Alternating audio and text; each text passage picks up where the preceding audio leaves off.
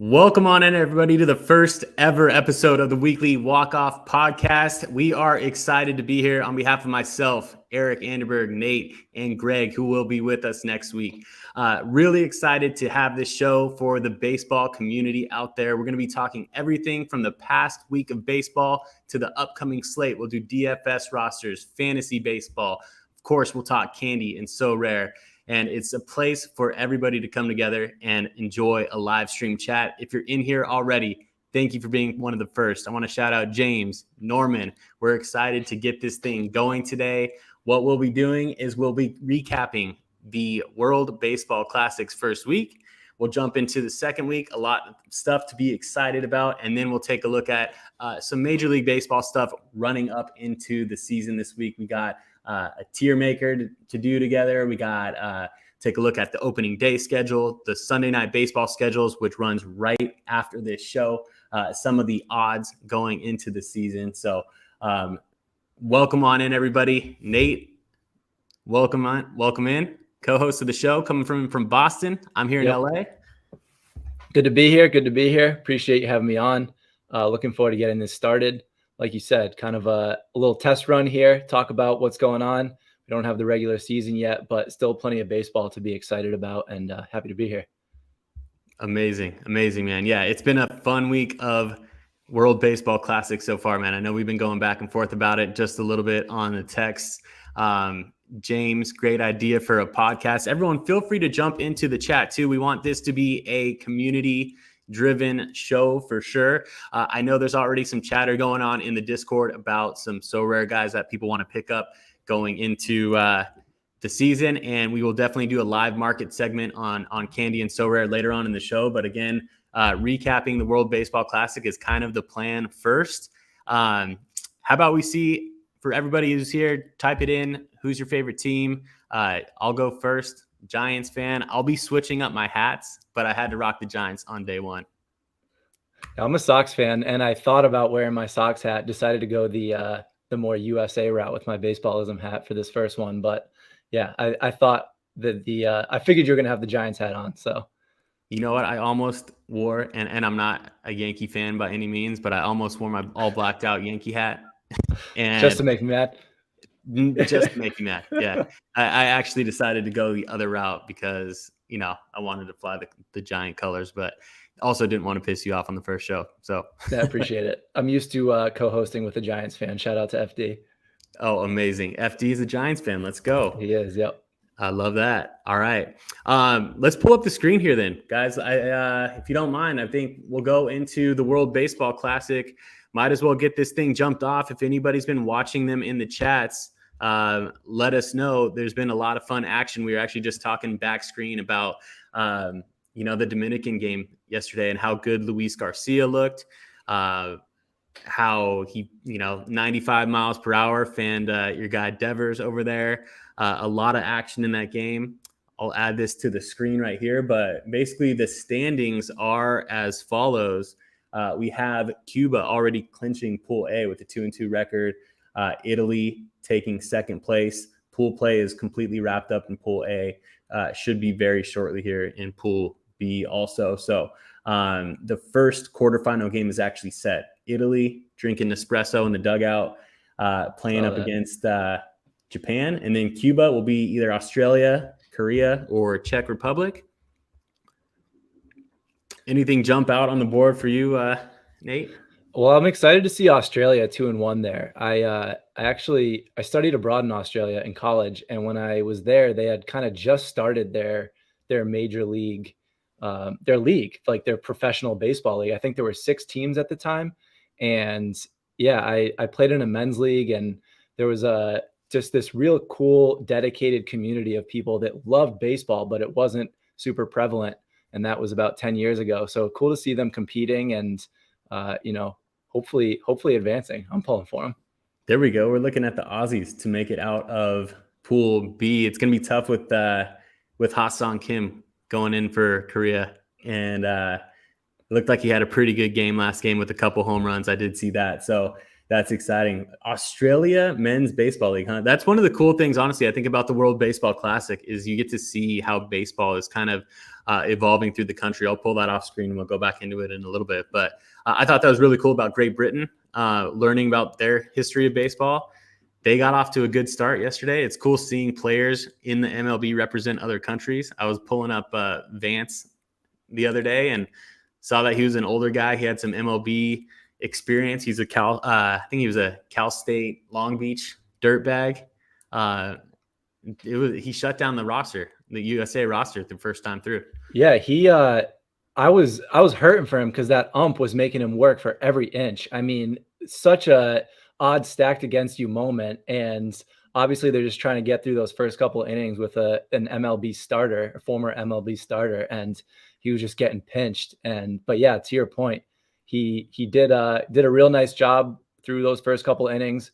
Probably should have been able to get an extra inning of work, but pitch count got up there. But yeah, the being able to watch these games, and I've got Canada and Great Britain on right now. Canada's finally pulling away with it. It's an absolute slugfest. But the being able to see these countries that are playing baseball, and it's not their country's main sport, and you can just see the range of what that looks like, but that there's still such passion for it, and the atmosphere in the stands have been incredible, especially the foreign stadiums. But even in Miami, the Venezuela Dominican game, crazy, just incredible electric atmosphere, and seeing that passion for baseball around the world is just a really cool thing. It's the equalizer for fans of this game.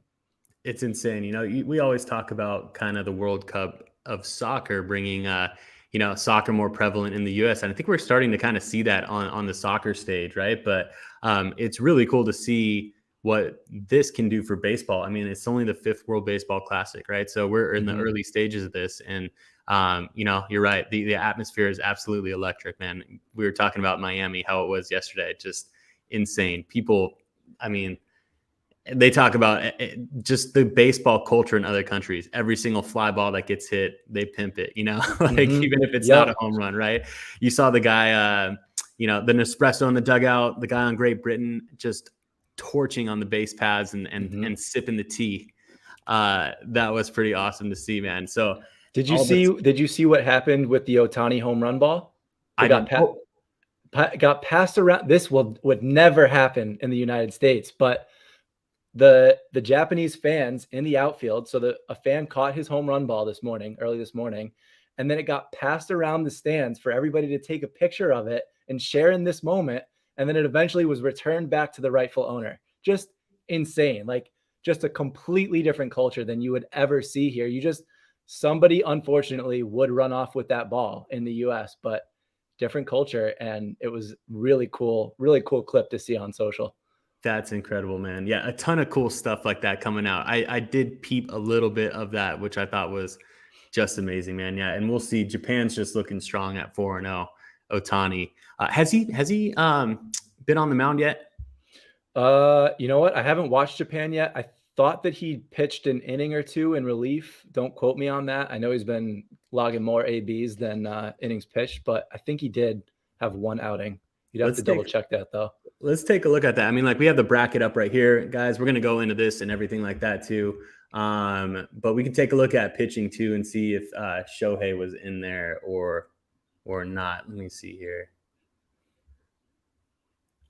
I don't know. We would have to maybe kind of expand this a little bit. I won't do that for now, but what about Luis Garcia, man? I think that was one of the craziest things to see. You mentioned he was in postseason form against the Dominican yesterday. This was a guy that I had on my fantasy team last year. He put up some really quality innings and good starts for me. The Astros, a team that we'll probably talk about later in this tier thing right here, but huge contenders this coming year, and just seeing Venezuela get out there and perform the way they did. I mean, Martin Perez looked lights out too. He was incredible, man. That shows you that if he can put something together this year, the Rangers might be in the picture, right? So what were his stats in the World Baseball Classic? Let's see if we can find these. I think he went 2 or 3 innings with like 4 or 5 Ks. He was dealing. He really looked like, the pitcher that we were watching in the playoffs last year. And I think that's one of the interesting things about this tournament is that it's right at this period where everybody's going to be in spring training, shaking off the rust. And, usually your at bats don't really count for anything. So you don't have to get too worked up about going 0 for 4 because it's expected. But these games do count for something. And you can, technically they're exhibition, but there is money on the line that is more significant for some than others. And it's also just pride, right? First and foremost, these guys want to perform. So my guy Devers did not look good. He didn't look locked in. He looked outmatched. And meanwhile, Garcia was dealing. And so some guys they're already kind of hitting that stride, at least in this tiny little snapshot, get hot at the right time, and others are not. So he looked real good. I think the Dominican will settle in, but yeah. Here's the stat: 3 innings pitched, no hits, 2 walks, 7 strikeouts. 7. Okay. Unreal. That's real good. 7 out of 9. Not bad. What else did we got? What else did we have big time coming in? And can't be doing that. Forgive me for any live stream newbie moves here. I'll be getting the hang of this thing. We found out how to pin comments, so we want to see the comments come in. Oh, live. And of course, there we go. Okay. Of course, I was on the wrong tab. Let's get some comments going in here. We got. Were you on the private chat tab? I was on the private chat tab. So was I until like 2 minutes ago. On the private chat tab. So welcome in Ian Van Winkle from St. Louis, Green Curry. Let's go, my boy. He is coming in from Hawaii. Aloha. Loves the hat. A fellow Giants fan. Green Curry, Trace Thompson, another, of course. He's a Warriors fan too. Stolberg, welcome in from Canada. You're probably familiar with that name from the candy side of things. Yeah, shout out to Andrew and shout out to James, both staples in the Talking Candy community. There you go. Oh, this is a funny one too, man. James got a good one here. Here, we steal balls from little kids. Facts.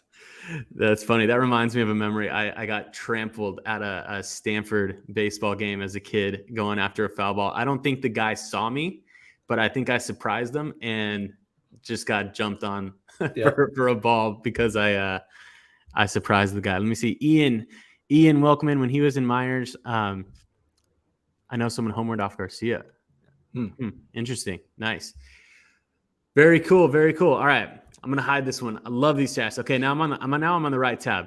Forgive me. I was on the little starred one. So we are getting right into things here. So should we, what else do we got in terms of World Baseball Classic news? Any other big upsets or anything like that? I know before we get, let me see here. I mean, obviously it wasn't the biggest upset, but obviously the DR was supposed to win that game, but Venezuela, obviously no slouch. So not a crazy upset by any means. Although most people did pick the DR. What about Colombia, Mexico? Let's talk Colombia, Mexico real quick, because I told you, I know you were watching that one. I actually turned that one off right after Randy's game tire. So they tied it 3-3. I think that was the 5th inning. Then I had to run and do some stuff. Ended up going into extras. Mm-hmm. I actually, you know what? I don't even know how they scored the final run because I was in and out of different things. I've had World Baseball Classic on for the last 48 hours, but that was definitely a game that Mexico was supposed to win. And again, just fun to watch the games and let the game get played out. It's there was did Japan play the Czech Republic the other day? I think they did. And there was a guy for the Czech Republic that was an electrician who struck out Otani on this breaking ball in the dirt, just kind of fooled him with it. And it was just this reminder of why baseball is so great, because unlike other sports where eventually that clock is going to dwindle down to a point where it's just not possible to come back and it just doesn't matter anymore, baseball is unique in that you've got these one-on-one matchups and you got to throw the pitch and let the guy swing at it. And at any given point, somebody can step up and do something great. So watching these games play out with countries that are supposed to be technically outmatched, doing their thing and finding their stride in the right moments, it just produces a really cool form of the game. And I think it's pretty special. Definitely. It reminds me of kind of like the Little League World Series, obviously, but for Yeah, Major League Ball absolutely. players, Absolutely. Right. There's so much business and money and politics in baseball at this point. And, I'm not saying that that's a horrible thing. It's what makes it run. And it's what, when there's a market for it, that's why it's so big. That's why there's so much money in it. So that's fine. But when we get these opportunities like the Little League World Series, like the World Baseball Classic, to just watch pure baseball for the love of the game, it's pretty awesome. I'm going into scores right here. See if we can see WBC. I just caught out of the corner of my eye that Israel came back to beat Nicaragua. They did. They were down 1-0 going into the ninth. I think Yep. Jonathan, how do you say his last name? Loizaga from the Yankees was on the mound. I was like, there's no way they're coming back off this guy. I saw an interview with Alex Bregman saying that was the hardest guy he has to face. Yep.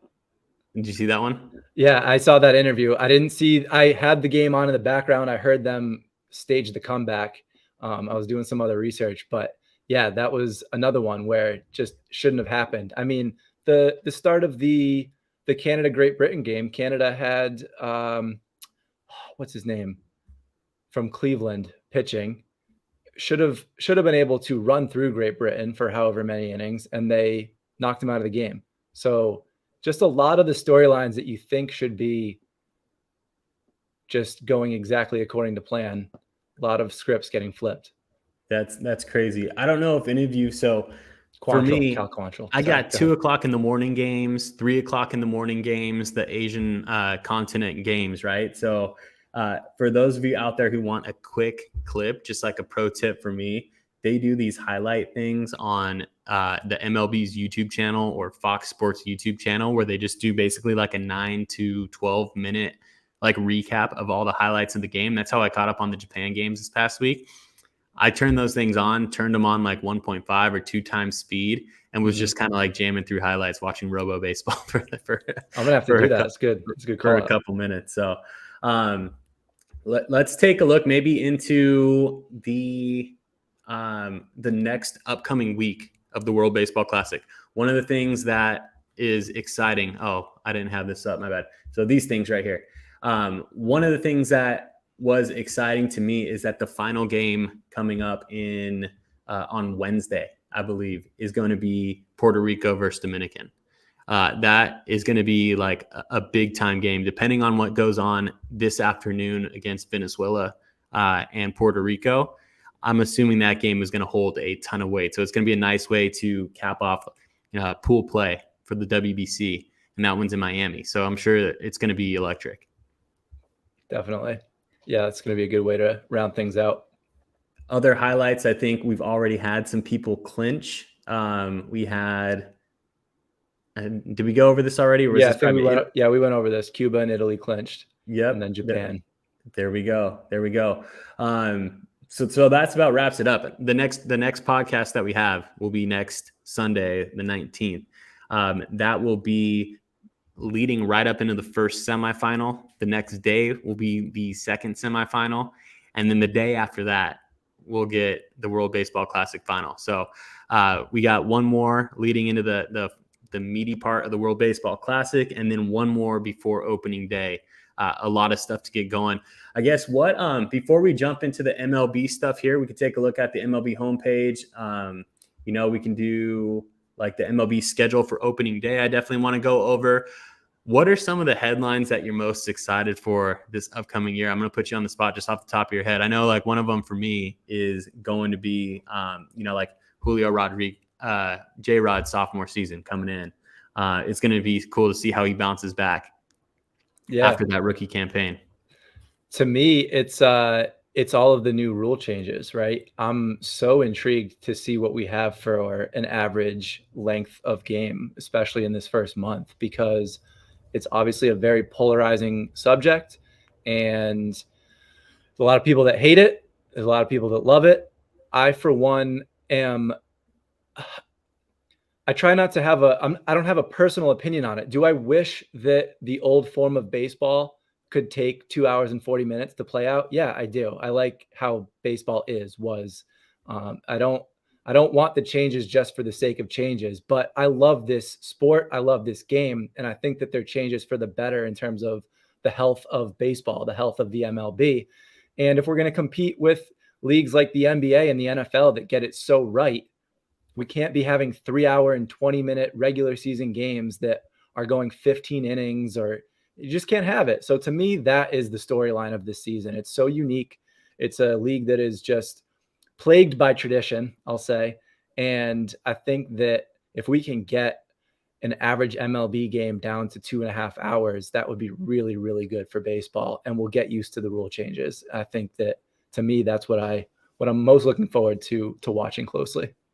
Do you think here's a take that I have, and don't get me wrong, I'm open-minded to the rule changes. More so a traditionalist. You're going to find me leaning heavily towards anything that's best for the pitcher, right? Because I was a pitcher, and I think if you want to step off the mound, I think if you want to pick over to first base 4 times in a row, you should be able to do that, in my opinion, right? Regardless of how long it takes. Yes, there are some ticky-tack things. You don't want a guy taking 5 minutes in between pitches so that they can get an arm warm in the bullpen. Mm-hmm. Maybe another solution to that could be just give the guy more time on the mound when he comes in, right? Just be a little bit more lenient on other things. Where I really am interested to see is, and you're probably not going to be able to tell this season with just this small sample size of games, but do you really think that a shorter game is going to put more butts in seats at ballparks? Do you really think a shorter game is going to put more eyes on the TVs when it comes to watching baseball? Or are the people that aren't watching baseball not watching it for another reason? You know, like my initial thought is like, I would think that people, when it comes to people's time, right? If you're not a baseball nut, you know, are you going to watch a 2-hour and 38-minute game when you won't watch a 3-hour and 15-minute game? It may make it a little bit easier for people, but with the whole season of 162 games, it's like people have like, I don't know if that is going to make, you know, like somebody go to 10 games instead of 5 games during a season, right? 30 minutes here and there. It's still a lot of games. So that's where I'm curious, and I'm curious as to your thoughts on that. Do you have any initial thoughts on what attendance might actually do just because of rules? Chops, let's see what Chops has to say in here. Chops says that his assumption is that these changes will not change ratings much at all. I'm in the similar ballpark. What do you think, Nate? I think that we don't necessarily see any change this year or even next year, but I think that it's an investment for moving forward. If you start to establish it's not just about the length of the game, right? It's about the contents that live within that 2.5 hours. And so when you combine the fact that you've shortened the length of the game with the fact that infielders need to stay to the left and right of the bag, which means you're going to have more balls in play, better batting average on ground balls in play, and things like that. I think that now you start, and not to mention, you're not having these 2 minutes in between pitches at times, reasons to click away from the game when you're watching on TV, stuff like that. I think that when you add all of that up, hopefully 2, 3, 4 years from now, there's a different aura around what watching a baseball game looks like, feels like, and what that experience is. So no, I don't think that it changes anything substantially this year necessarily, but I think that it moves the game in the direction where it could potentially become a product that's more consumable for your average sports fan. There we go. We'll see it. I would love to see it. You know, I'm a big proponent of growing the game. Anything that we can do to do that. I think it's good that they're trying new things. Don't get me wrong. And we'll see how the lower amount of play time, but you're right. The content's within the game. I love the banning the shift, you know, like I was always big on that. Yeah. I want to see guys get more hits. Yep. You know, who doesn't, you know, you want to see more exciting baseball. And if somebody stings a ball into, you know, the right center field gap, you don't want the third baseman to be right there, taking away that hit. So let's see what we got here. We can do, you guys, if you haven't subscribed to the channel yet, I'm assuming everyone here is close friends of ours and already subscribed, but go ahead and do that. I've included all of Nate's links in the description of the video too. If you're new to him and want to find him, mine are down there. Greg's are also in there. Greg, If you don't know him, he's an original member of Team Hold. He started this week in Candy, and he'll be here with us next week. So we'll do more detailed intros of ourselves next week too. I think I kind of want to talk about some of our favorite times, like our favorite baseball memories. We'll get together and have some good times like that. But yeah, let me see here. Let me get this on screen and take a look at the opening day schedule. Then we can take a look at some betting odds. Maybe we do a tier maker. I think we do a tier maker, and then we can roll it into some candy and some Sorare. What do you think? Let's do it. All right. Opening day, baby. Atlanta at Washington. That seems like a dud. The Braves. I don't know who's on the mound for Washington. Who's their number one starter? I don't even know. The Giants will be in New York, which I wish I was at that game. That would be amazing to see an opening day in New York. You will be at Fenway. I will. For opening day. Let's go. Tell us about it. Yeah, shout out to Candy on that one. Got tickets to opening day through one of their burn challenges and cannot wait. This will actually be the second year in a row that I've been fortunate enough to go to opening day. And while it will probably be colder than hoped, which is just the nature of the beast when you're in New England for early season baseball, it's a crazy atmosphere, man. It doesn't even matter that we're playing Baltimore. There's something in the air when you've got people that are willing to go to a baseball game at the end of March in Boston, and it's something special. So can't wait to go have my first Fenway Frank. That's amazing, man. I actually have never been to an opening day. I'm going to be, I believe, going to Dodger Stadium for opening day this year. And even as a Giants fan, I mean, I'll wear my Giants stuff when the Giants are playing the Dodgers over there. But I will say, even as a Giants fan, I love Dodger Stadium. I've been in LA for 10 years now, and watching a baseball game there is pretty, it's just electric. It's magical. Oh, here we go. Camera goes down. Stand by.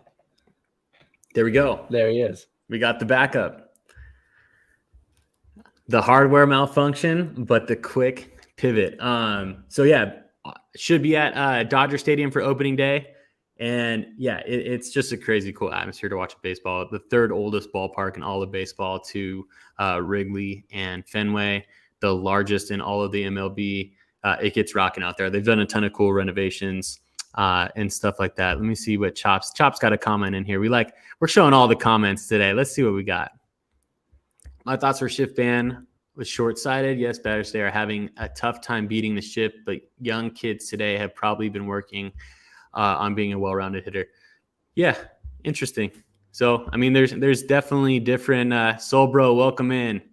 Better late than never. Good to see you, my man. Good to see you. I definitely get what Chops is saying. For a long time when people were complaining about the shift, I was definitely in the camp of these guys are professional hitters. Just learn how to go the other way, and then they'll stop shifting you. So there's still part of me that feels that way. But at the same time, looking at it through the eyes of having baseball be the best product possible, do you want power hitters slapping the ball the opposite field, or do you want them leaning into their strengths and creating as explosive a situation as possible? So I get both arguments. Neither one is right or wrong. I just see that I don't like 3 true outcome baseball, right? If it's just strikeout or home run, it just gets kind of boring. Yeah, the home run's great, but if that's the only thing they can do and there's no gappers and there's no, seeing eye singles, I think that's part of the game too. So I don't know how the right way to go about it is, but I see both sides. I'll throw this out there too. I mean, it's not like these guys weren't, like you talked about, I think Chops had said like young kids today are working on like going the other way and stuff like that, being a well-rounded hitter. I mean, we were always doing that as kids. I think everybody in the major leagues today, what was kind of doing the same thing as kids as we are. I think it's that generation. The shift kind of came on. When exactly did the shift kind of come in and be extremely prevalent over the past 5 years? 5 to 10 years ago, something like that. Yeah. So I think anybody that's made it up to the big leagues, and Chops in here agrees that the home run and strikeout does get old. So Yeah, it'll definitely be interesting to see. I think it'll be fun. I mean, it's still going to have some of the up the middle stuff taken away, right? Like they can be on the bag basically, For just sure. right over, and they will be. I Which don't is know. fine. There's always been, some level of shifting when you know a hitter's tendencies. Was there like a loophole? I didn't like they pull something weird on Joey Gallo in spring training. You Yeah, see that? I think I know what you're talking about. I didn't click into it, but I think maybe they just pulled their left fielder Oh yeah, down into like that rover spot, and they just, if you're gonna hit it out there, hit it out there. I think that's what they did. interesting. We'll see if that becomes a popular Did you strategy. see what Scherzer did with the pitch clock? Did not. What did he do? He kind of manipulated the fact that he could basically, the batter took his one timeout because Scherzer was just holding on that 20 seconds. He knew that he was going to have to take the timeout. So he takes the timeout, he steps out, but as soon as he took the timeout, Scherzer stayed in his stretch and just waited. And the second the batter put his other foot back in, he delivered, and just, weird rhythm stuff. And I don't know if it was helpful or I don't know if it was beneficial to Scherzer, but watching him work through that gamesmanship and figure out, is this a way that I want to go about this? I think that that's really cool stuff. Is that something that he'll deploy in a major league game? I don't know, but he's going to test it out and see what those boundaries are and see if he can use it to his advantage in some way. That's going to be so much fun to watch. I love Scherzer. Who doesn't, man? Scherzer's awesome. All right. What else do we got? We'll pull up the opening day schedule again, kind of go through this, see if we got anything else juicy on there. Milwaukee, Chicago. I'm excited. I like Central baseball. Like for some reason, like I know a lot of people are heavy on the coasts, like the East and the West teams, but I love watching that Midwest baseball. Teams like Chicago and Milwaukee, I'm actually really excited to watch this year.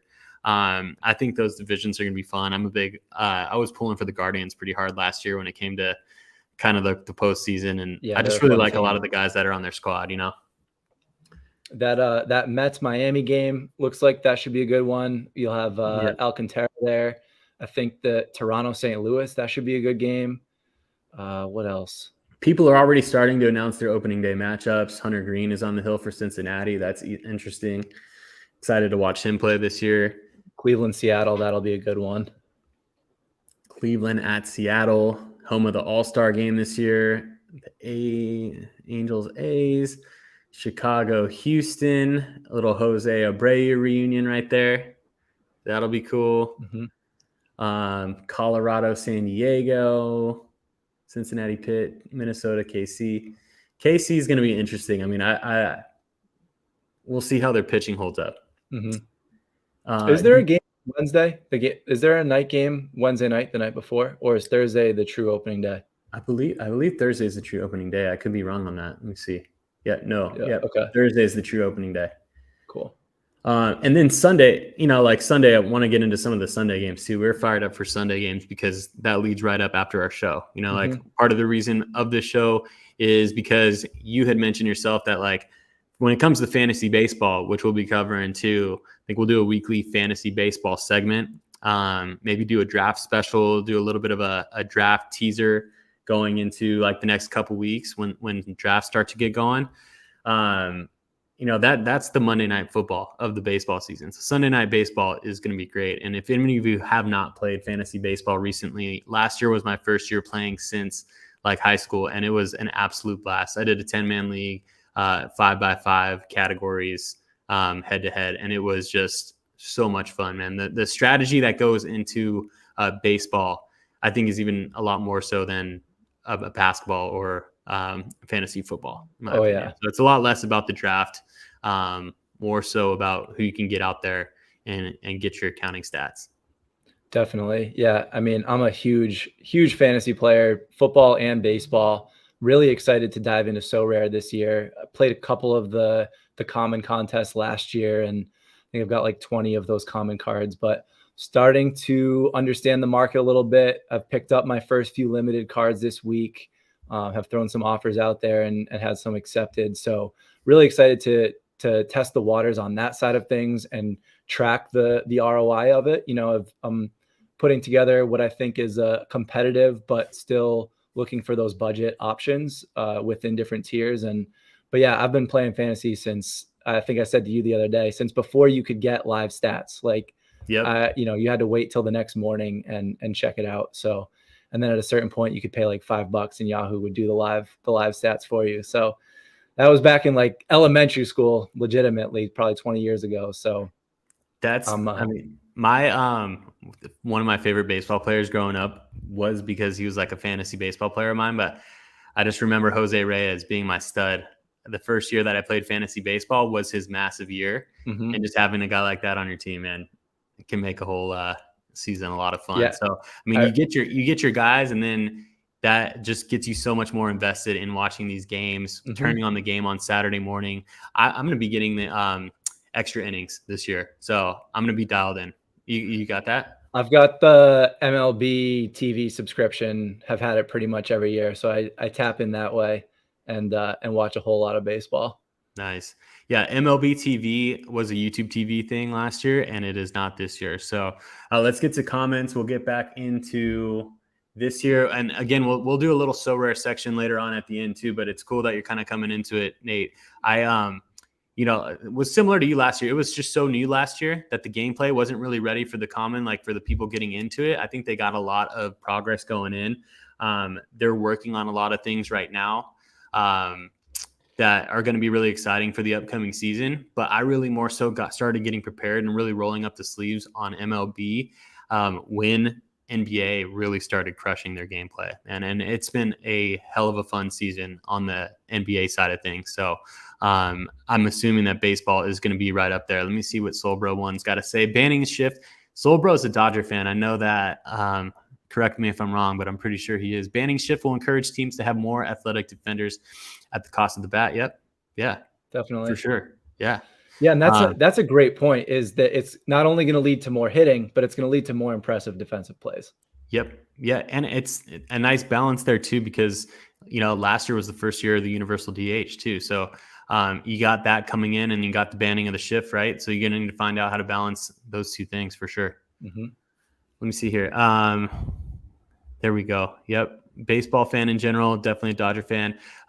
What does James got to say? Does Thursday opening day mean So Rare opening slate will miss all those aces? Or will they start the first game week on a Thursday? My guess, James, would be they will start it on a Thursday. I don't think they're going to want to miss out on that opening week. They've made a couple of adjustments there for basketball in the past. I think when was it? Right after the All-Star game, I think they made an adjustment going into that game week. They did a 4-day game week going into the weekend. But yeah, they're not going to want to miss out on those arms. I'm hoping to have So Rare updates come through like early this week. I know there's an AMA in the Reddit on Tuesday, and I want to say, hopefully I'm not putting my foot in my mouth, but I think there's going to be a spaces for MLB only by the end of the week on Twitter next week. So we'll keep you posted with all of that for sure. Give us a follow on Twitter, and our eyes will be on that, keeping you guys updated there and in the Discord too. So let's take a look back into it again, and we'll just go over just a couple of Sunday night games. Then we can pop into like some betting odds.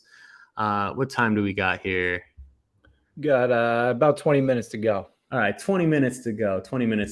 We'll fire through these real quick because I am excited about some of these games coming up on Sunday. There we go. Sunday the 2nd, we got Philly at Texas. Then we got San Diego at Atlanta. That's a good one. That will be nice. Then we got, the Braves are going to be exciting to watch this year, man. I know I'm a huge Ronald Acuna Jr. fan, and me too. Would love to see a 40-40 season out of him this year. I want him back to full form so bad. He's got to be. Yeah, he's just so electric, man. Who do we got? We'll go through the first month, and then we'll pop into something else. Texas at Houston, good old home. A Texas Sunday night baseball game right there. And then New York at San Francisco. Maybe I get out to that one, man. I don't know. I could go back up to the Bay, watch my Giants. Got to get out there at least once this year. But I'm really excited for the Mets this year too, and I'll just kind of tease it a little bit. Like I did a very, very early World Series prediction. I think when Candy threw out a tweet on it, and I said Mets and Blue Jays. So we'll see. I could see it. Although Mets are real good at screwing it up. So if they were to make it to the championship series, it might be the end of the line right there. I don't think they let the Padres do it to them twice in a row. I can't see that happening for some reason, man. I don't know. It very well could. Padres. I hope you're right. Their really fan base deserves better. Yeah. So, all right. What do we got? What if we do this? Let me know in the chats if you guys want to do this thing right here, rapid fire. You guys can help us out with this. I think it's just kind of a fun way to get into it. It's a tier maker, World Series tier, playoff contender, below 500. Here we go. Green Curry. Great question. Am I getting in a kayak this year in McCovey Cove? I absolutely will be. I cannot wait for that, man. Green Curry, his dad is out there every single game in McCovey Cove. That's awesome. I met him last year. It was awesome. He hooked me up with a baseball. I've been wanting to get into the Cove since high school, and Oracle Place is one of my favorite places in the world, just like I'm sure Fenway is for you. So absolutely. Let me see here. All right, let's fire through this here. I think the first one's easy. Help us out in the chats. We'll take 2 minutes on this. Rapid fire on these. Houston. You know where the A's are going. A's below 500. Angels. God, I hope they're a playoff contender. I'm going to hope they're a playoff contender too. I think they will be. Blue Jays, are we going to go contender or playoffs? They're playoffs. They're playoffs. Yeah. The Braves, Red Sox are not making the playoffs. I'll tell you that. Oof. I'm gonna be torn when it comes to my Giants on the playoff contender and below 500. I'm not gonna lie. I think we can put something together. I'm gonna lean optimistic on that. Braves World Series contender. Yep. Brewers. I'm gonna go. Where did the Brewers finish last year? They were in it up until the very end, man. Yeah, they were 7 games back on the Cardinals. Yeah, I mean, you got to consider them a contender. I think they are. Hopefully, they can put it together. They got some exciting bats, man. I do like the Brewers, and I mean, they got the arms too. I think Woodruff and obviously Corbin Burns, Freddie Peralta, Devin Williams closing. They could be nice. Cardinals got to be a playoffs team. Sure. Definitely the heavy favorites. Cubs is tough. That's a tough one. Going to be teetering right on the line here. Yeah, I might throw them in the below 500s tier, but I'll let you make the final call there. Let's do it then. Sorry, Cubbies fans. I think they could compete for a wild card spot. Expanded playoffs this year, you guys. True. Expanded playoffs this year, so 12 teams make it in. We'll take it from James.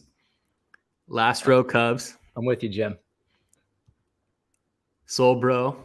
Cubs between contender and below 5. Yeah, we'll see. I mean, look, they're going to be at least, I think, exciting to watch for a little while.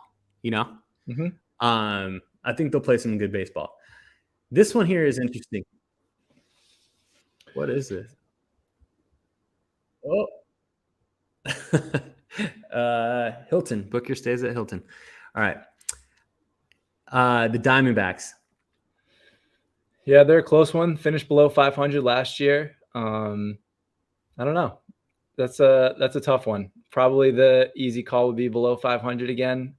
They've got Alec Thomas. I don't know. I don't know if they've made enough big moves in the offseason to change that ship. I don't think they're ready quite yet. Yeah. I don't think they're ready quite yet. I mean, I listened to a couple in-depth podcasts on them. I love watching or listening to Just Baseball. I love listening to Talking Baseball.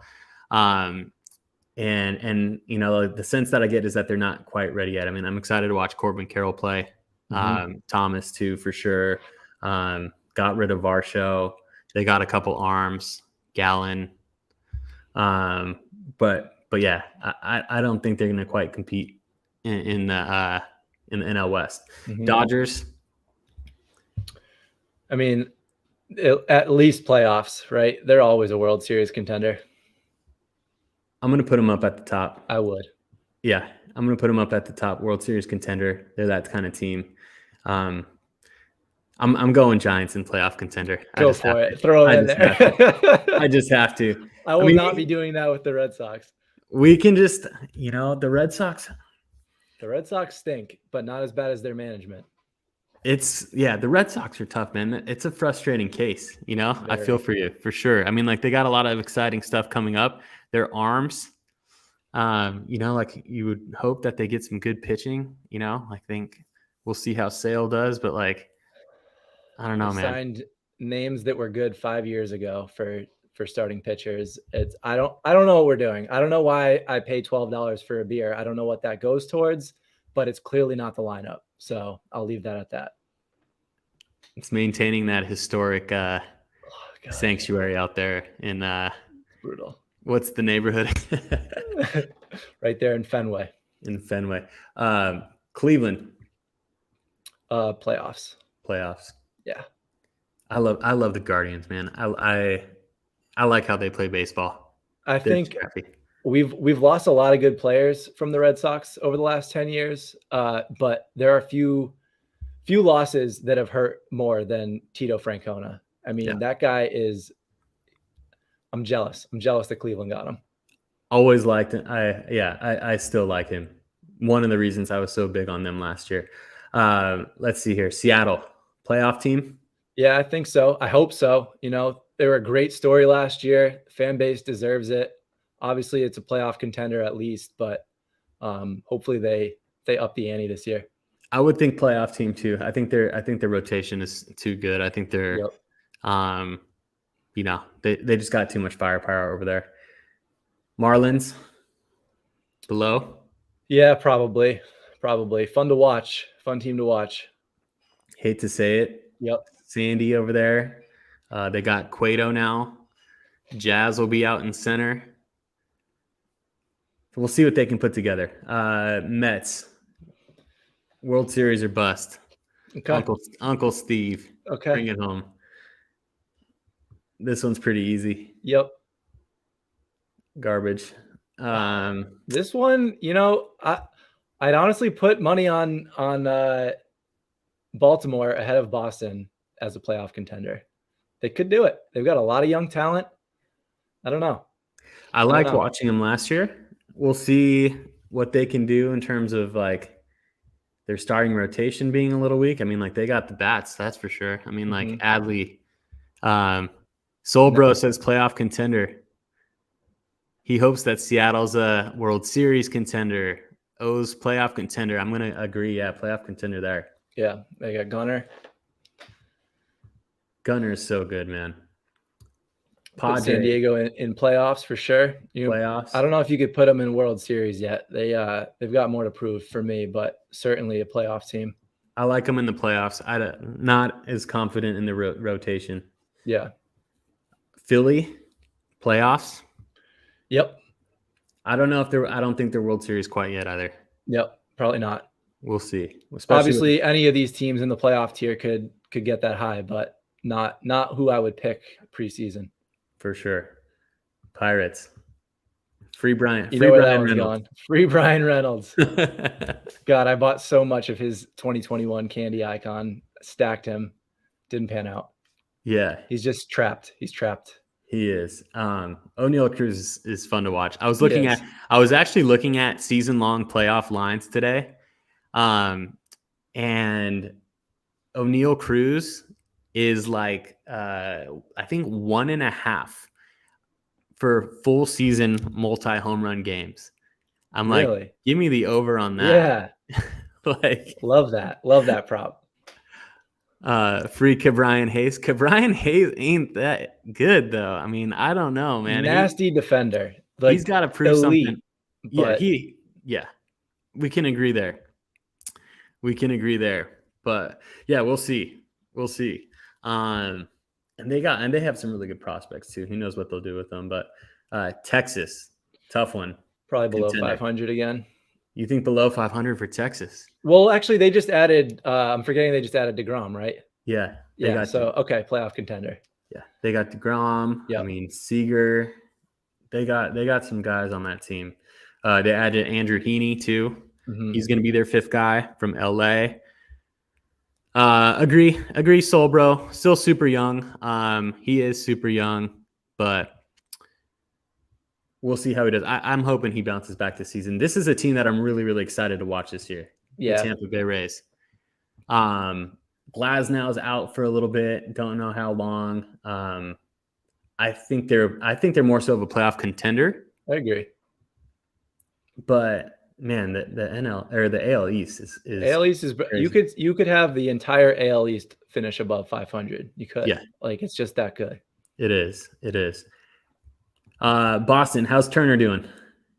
When's he coming back? He tweeted out this morning that he's feeling pretty lucky. He's supposed to be ready for opening day. I think he got away with one. So I'm happy to hear that. I was excited to have him come over to the Sox. He's actually a pretty big candy collector himself. He had his 1 of 1 infinite objects above his locker all year last year. So amazing. Yeah. So happy to hear that he's doing well. Amazing. Yeah. You hate to see something scary like that happen, but Turner is a competitor. I always hated facing him as a Giant fan, but he was one of those dudes that, you got to respect. Cincinnati going to be below 500 along with the Rockies. Yep. Along with the Royals. We don't think they're contending yet, do we? No, nor are the Tigers. Tigers, oof. It's getting full down here. It is getting full down there. We got the Twins, playoff contender. Yeah, I guess you could throw them in there. They've got the ability. Got Pablo Lopez. Who they pick up? Gallo. They got Correa. Sox, contender. Yeah, I'd say so. See how they do. New management. I don't know if you listened to the Rose rotation with Joe Kelly. Love the Rose rotation. I didn't see the one with Joe Kelly, but I love that show. That's a good one. It was a cool one. It's a cool one. Yeah, I listened to that the other day. I love Joe he's Kelly over on the White Sox. Hopefully, it's going to be fun to watch Dylan Cease again too. He just deals. So, Yankees will throw up at the top. World Series. We still got here. Hate to see it, but of course. Yeah, I mean, they're fun. They're fun to watch. Like I said, I'm not a big Yankees fan. I love baseball. Yankees and Sox. Gotta love that rivalry. All right, let's pull up. That was fun. Maybe we'll do some more of those as the season goes on. Betting odds. Maybe we can kind of skip over this stuff. We'll wrap it up with some candy. We'll wrap it up with some Sorare. Yeah. And then we'll call it a day, and then we'll get back at it next week with some more structured content like this, and some exciting World Baseball Classic week, some more stuff to look forward to in baseball. MLB season creeping up on us, but you want to go ahead and share your screen on the candy side? Sure. All right. Yeah. So hold on. There we go. Biggest stuff going on in the candy universe right now. The long-awaited jersey burn is around the corner. So that's going to be the 2021 jerseys that were launched back with the original product. And it's been kind of a pain point along the way, something that was supposed to have utility much sooner than it has. But ultimately, you're going to be able to burn these jerseys for whatever team jersey you want. Each team has been assigned one of their star players, and you'll basically be able to burn it and convert it into that type of jersey. And then if you collect the full 30, an Angels Ohtani jersey is going to be the chaser on that. So that's what's going on with that. But the bigger headline, or the biggest headline, is that next Wednesday, March 15th, Candy has teased that they're going to be doing a big announcement. I don't know in what form it's going to come. I don't know if it's a Twitter Spaces or what, but big announcement next Wednesday. I have to imagine that we're going to get information about their first 2023 drop, which we can figure is going to happen at the end of March, right around opening day. And then along with that, there have been a lot of roundtables that are, the Ohtani chaser, I think, will be pretty premium there, Jim. Hopefully. They got to get you. Would love to see some hard good associated with that Ohtani chaser, at least for those people's sake. Yeah. Get these guys an Ohtani signed jersey. For sure. But yeah, there's a lot of roundtables going on right now. Candy has been tapping into their community and getting feedback about what people want to see with challenges, with rewards. It's been something that they've been working towards, but it's all been really, really primitive so far. They tapped into some playoff challenges at the end of last year that kind of baked in some collection challenges with the icons, and they did some really cool stuff with the play of the days. But I think they're going to build that out this year. I know they're going to build that out this year. And so I would imagine we get some information, some more solid information on that on Wednesday. And then they've also teased the fact that there's going to be some type of game. They've just kind of used that term generically and don't exactly know what it's going to look like, but some type of gamification with the icon, something that people have been calling for, something that they haven't been able to do quite the way that they probably initially intended, because Sorare got those fantasy baseball rights with the MLB. So they've had to think outside the box, and it's been a little bit slow to begin. But now that they've had this off season to work towards it, I think that that's going to be a point of focus, and hopefully we have a more well-rounded ecosystem and reasons to be interacting with our collections and things of that nature. So those are kind of those are the big ones. I don't know if there's anything specific you wanted to see on this site. You know, there's some activity going on right now, people buying and selling, nothing crazy though. Obviously we're in that calm before the storm. I think a lot of people are saving their poker chips for this new product, and Sure. we don't exactly know what that's going to look like. There's speculation about whether or not it will be another leadoff series, which was the initial product last year. That product didn't go super great. It had its issues. There were some good things about it for sure. So it'll be interesting to see what we get as a first product. It could be they could go in a different direction, or they could just modify the leadoff series. We'll see.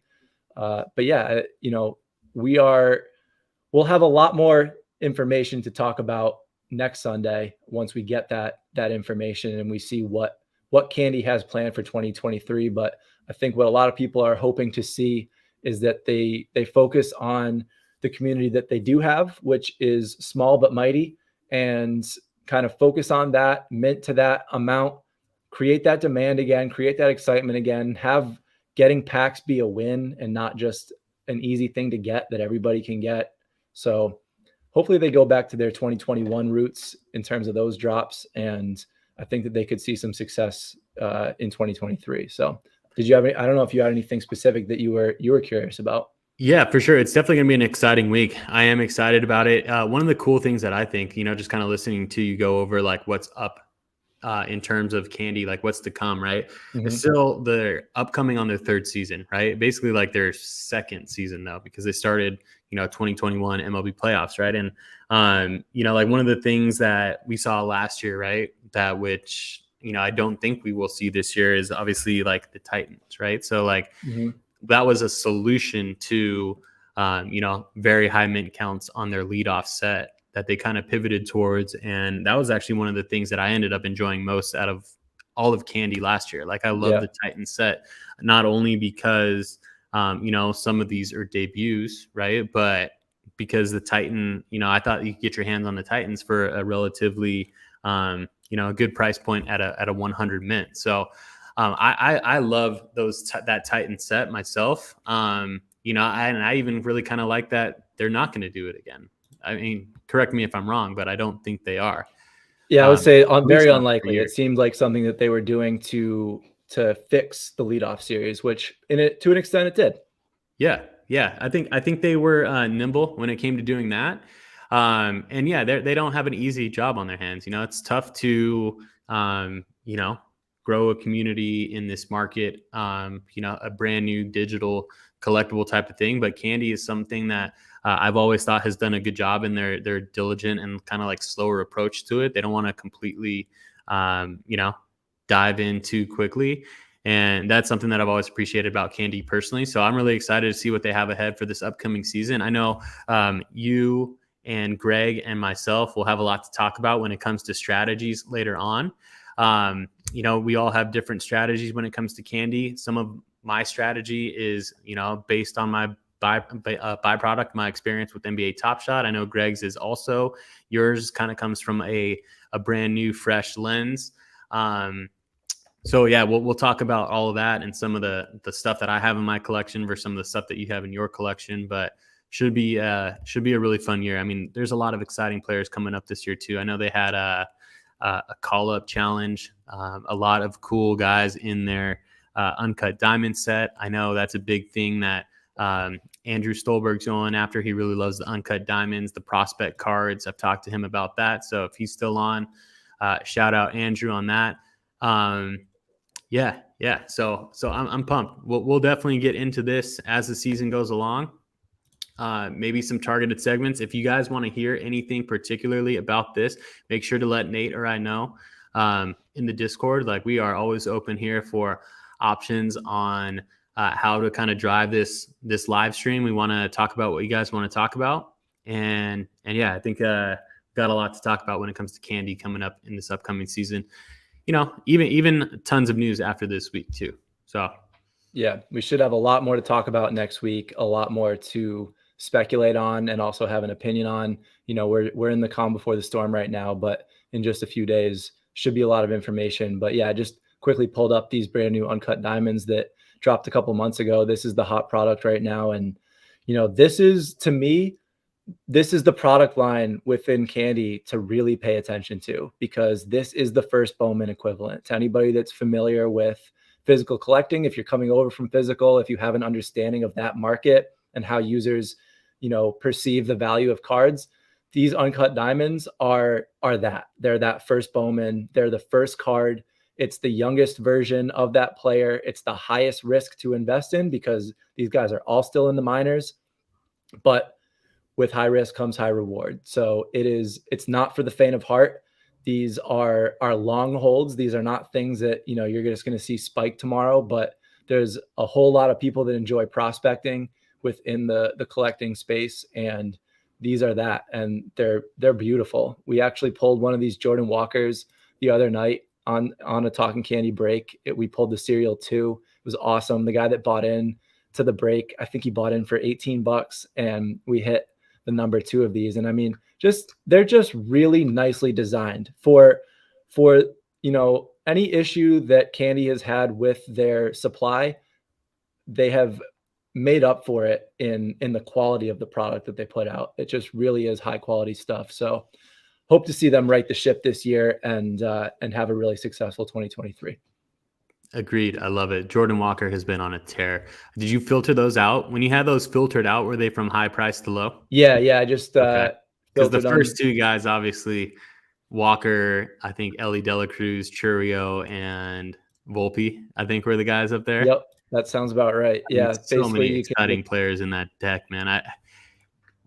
I've talked to so many people about this, but the next 10 years of baseball is going to be so much fun. Yep. Just the talent that's coming through. It's going to be incredible. So I'm really excited. I know I'm hoping that Kyle Harrison comes up for the Giants this year. Just an electric lefty. I know he's in this uncut diamond set. I don't really have any of the prospect cards quite yet. I have one maybe, but that was from a pack, and I might look more into getting some of these as we kind of go further, but it'll be fun. We'll get into it. Let me see here. James says next week we won't be up against the NCAA show. There we go. Yeah, we'll have 3 of us. We won't be up against the NCAA show. I didn't even know that was going on right now. I'm actually going to check into that once we're done here. For Solbro, if there's any Padres fans out there, he's got 2 epics, a Manny and a Nelly Cruz. And let's get into So Rare, and then we'll do 5 minutes on that and close it out. Sounds good. All right. Anything else?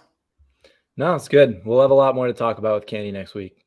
Cool. If you got any questions about So Rare, throw them in the chat. We will also have a lot more to talk about So Rare going into the chat too. But for those of you who have not played yet, just kind of want to preface it with last year they started after the All-Star break. I want to say July 22nd was the first week of Sorare MLB.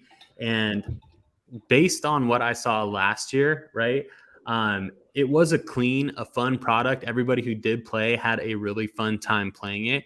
The prices were a little bit high going into the season, and it was a lot of people coming over from their European football product. And I just am really excited to get into it this year for the first full season, because I think that there's going to be upgrades to the common gameplay. That's something that they really did well with NBA. It made for a great experience to play for completely free. If you haven't signed up for Sorare, there is a link to do that in the description of this video. So you can always go back there or just check out any of my links. It's free to sign up, and you get to pick your first, like I would honestly maybe even wait, for a little bit to see if there's any announcements, because, I would assume if they make any changes to the free gameplay, they're going to let you do that like alongside with everybody else. So I guess you don't need to wait, but you pick a free superstar to start your team off with. I think you got a Shohei Ohtani. I got a Vladdy. So that guy anchors your roster. It's a 7-man scoring. It's cumulative scoring. It's a lot like fantasy baseball point style league, but it's not weekly. There's like distinct game weeks. It's just a ton of fun in gameplay. And I have a full beginners video on that if you want to take a look at that on the YouTube channel. So we will get into that. And I'm assuming a lot of people on here already kind of know what's good. So let's just go ahead and take a look at the marketplace right now, which I think auctions probably are going to be coming up right close to the season.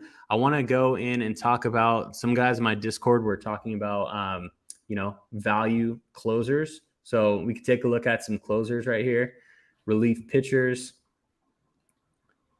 and kind of just filter by newly listed and see if there's any, good value out there on the marketplace right now. I mean, people are always asking me too, and maybe we don't do this. I think a couple of the guys that I threw out there were Iglesias, Doval. I can just kind of search them up and see what prices they're at. $10 for a Doval. I think that kind of really fits that person's budget. They were looking at it for under like 0.007 ETH. So that kind of fits right there. I just picked up Iglesias, actually. He's one of my first 3 buys. There we go. Iglesias is going to be over in Atlanta. So those are some good options there. Let me see what Jansen, hopefully he gets some nice save opportunities. I'm not the biggest Jansen guy, to be honest with you. I wouldn't bet on a whole lot of save opportunities for the Sox. Let me see here. Felix Bautista, I kind of threw out there. I don't know what his pricing is. Right around 0.007. So there's options out there. This guy, I think, is going to be an ace once he kind of takes the full closing role out in Minnesota. He's just got electric stuff, 100 plus mile fastball every single time. So there's definitely good options out there, you guys. But one of the things that a lot of people ask me when it comes to Sorare is, should I be buying cards now, or should I be waiting for the upcoming cards on the market? And I think, I put a video out about this too, but I think that it is good to kind of prepare a little bit for both, right? Like I'm ready with some of the price points that are out here right now. I don't know, or I don't want to wait for a ton of competition to come out on an auction for this year's card for just a 5% boost when I'm comfortable with getting a card that I can start to train and get experience across the seasons, right? And, one of the things that I love about Sorare is that you don't have to spend constantly in order to keep up with the latest and greatest. If you put a budget out there, call it $100, $200 tops, that gives you plenty of fun to have throughout an entire season of baseball, and not only just to set lineups, but to set competitive lineups and to actually yield too. You kind of want to have a little bit deeper of a gallery so that you can have some, like strategic plays when it comes to certain positions, game weeks, matchups, and stuff like that.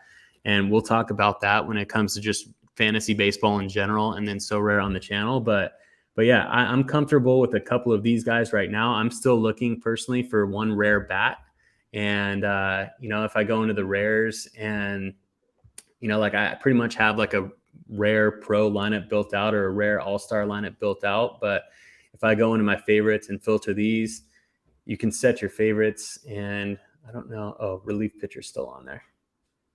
I got a bunch of people that I'm kind of keeping my eye on, and there's a ton of value. You can even get into the rare for, a pretty low budget too. So just some guys that I like at current prices and just kind of monitoring them. Cause like you said, the floors are kind of coming down slightly a little bit, but you don't know how long that lasts because there's not a ton of supply out there. So yeah, I think one of the most, I'll just quick comment. I know that we're a little over time here, but one of the things I find very intriguing about Sorare compared to say Candy is that the limit on a listing is 7 days. So once it goes away, it's up to that seller to go relist it. And so it creates a little bit more urgency with what's going to be available. Are these listed by people that are going to be super active, and what's going to be left there? So I've got my list of guys that I've been tracking for the last few weeks as well.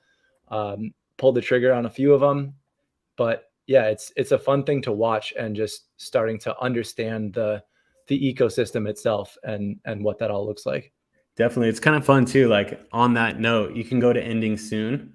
And for the people that are active, right? Like this Teoscar Hernandez, for example, right here at 124 as a rare. He didn't look too good yesterday in the World Baseball Classic, by the way. No, he didn't look great. But you can see which ones are ending soon. Like this one ends in 8 hours and 19 minutes, and you can put in offers on these things below asking price. That's what's so cool, right? Like you can hit trade and you can just offer a lower amount of ETH. So instead of 124, you can put in $100 there and send the trade. If they go for it, they don't feel like relisting it. Like that's another strategy that you can kind of go about too. So I love that. You can throw in another card there as part of the trade. A lot more flexible than, like user friendly when it comes to trading cards, in my opinion, than Top Shot. There's ways to do it on Top Shot. I know you can't do that on Candy at all. So that's something that I would love to see from Candy. I think trading is just a huge part of, like any collecting community. So I'd love to see that. And I do really like that. You can do that on Sorare. I did mention this to you too, but I don't see Sorare right now as a collectible whatsoever. I just see it for the utility that it is. And I really do like that about it. You don't have to worry about stacking players, like, again, wanting to spend and speculating. For me, it's a little bit less, it's a little bit more risk averse, and you can have a ton of fun and just, buy a new guy whenever it suits you for your lineup. Like you don't have to have a super deep lineup, but if you do want to add one particular player on a given game week, then you can add them and then have them for the rest of your, lifetime on there. So really cool. Definitely. Can't wait to dive into it more. Yeah, man, it'll be fun. So anything else you want to cover? I think I'll sign us off. I mean, we've gone about 10 minutes over here. I think the Venezuela-Puerto Rico game has already started. So just kicked on. Gonna have to go watch that. Gonna go have to look at the NCAA brackets. But anything from you to sign it off before? No, just, like I said, really looking forward to this developing into the show that it's going to become. We don't have real baseball yet, but a lot of the soul of this is going to be based around fantasy sports and gamification and just our knowledge of those individual players and stuff. So I can't wait to have real stats to talk about. It's going to be a blast, man. So with that said, I wanted to thank everybody for being here today on the very first ever weekly walk-off. On behalf of Nate, myself, and Greg, who will be with us next week. The three of us are going to be here all baseball season long, talking everything baseball from, like I said, the last week's slate to the upcoming slate to DFS, fantasy baseball, Sorare, Candy, player props. Like, it's going to be a ton of fun here. We want to introduce people to the digital collecting side of things, but also be a home for anybody who loves baseball in general. So come join us on Sundays, 3:00 Pacific, 6:00 Eastern. Everyone who piped in the chats, we appreciate you for being here. Tell your friends, come hang out in the Discords throughout the week, and stay tuned with us on Twitter and on Discord for everything that's going on in the baseball world and in the collecting world. So with that, I will sign it off, and I'll see you guys next week.